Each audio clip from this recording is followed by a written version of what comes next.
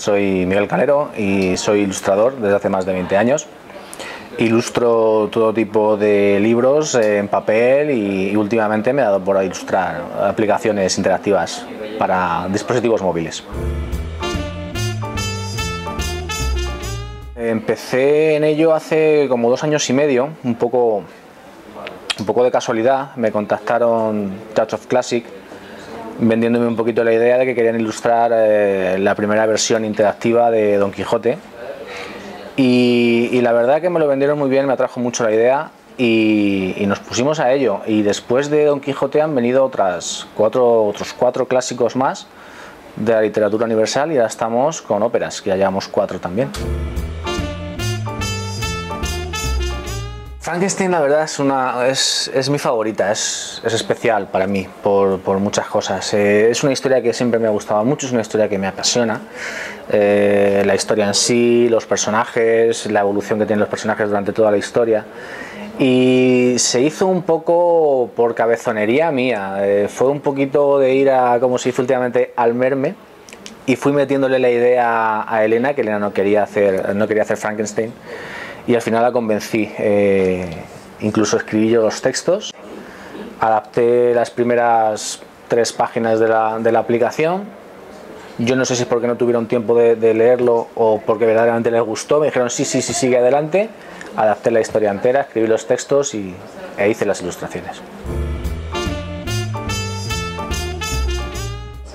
Hay muchas que me encantaría ilustrar, hay una que me gusta también mucho, que va un poquito de la mano con el mito de Frankenstein, también me gusta mucho, que es el Dr. Jekyll y Mr. Hyde, me encantaría ilustrarla. La leyenda de Sleepy Hollow también me gusta mucho, es una historia que también me gusta mucho. Sobre todo yo pienso en las que me gustaría ilustrar desde el punto de vista del ilustrador, claro, no ya tanto del éxito que puedan tener como literario, sino lo que a mí me gustaría hacer, dibujar, el tipo de personajes, el tipo de ambientación. Hay muchas que me gustaría. Drácula me gustaría mucho ilustrarla también, hay muchas. En principio el proceso creativo es más o menos el mismo, de hecho mi método siempre es el mismo. Yo suelo hacer los bocetos, leo los textos, hago los bocetos en papel, con lápiz, hago 1 o 10, 1000, los que son necesarios, y luego ya paso a hacer los artes finales. Lo que sí cambia mucho es pensando en que una imagen va a ser más o menos fija, más o menos estática, en lo que es en un papel, no se va a mover nada, pues tú haces la imagen plana, pero cuando tienes que pensar en que esos personajes que tú estás diseñando se tienen que mover, tienen que pues en el caso de las últimas aplicaciones de ópera, bailar, moverse, hacer muchos movimientos, tienes que pensar en qué partes tienes que separar de ese personaje, tiene que tener partes móviles, casi va de la mano lo que es la parte de ilustración con la parte de creación de marionetas.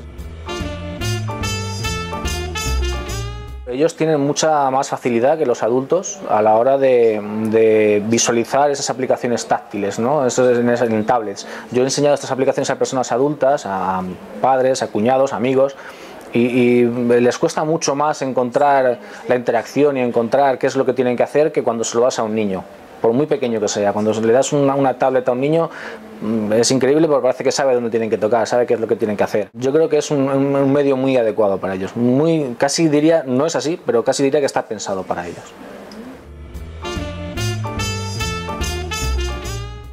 Me encantaba leer, me pasaba el día leyendo en mi habitación. No era como los demás niños que salían a jugar al balón o al baloncesto. Y siempre me quedaba en casa leyendo y dibujando, y entonces un día lo vi claro, este iba a ser mi futuro. Me dedico a hacer todo tipo de ilustraciones, fundamentalmente para cortamos y me dedico a ilustrar todo lo que cae de cabeza. Es que no se me borra la sonrisa de la cara. Mejor, yo soy muy simpático.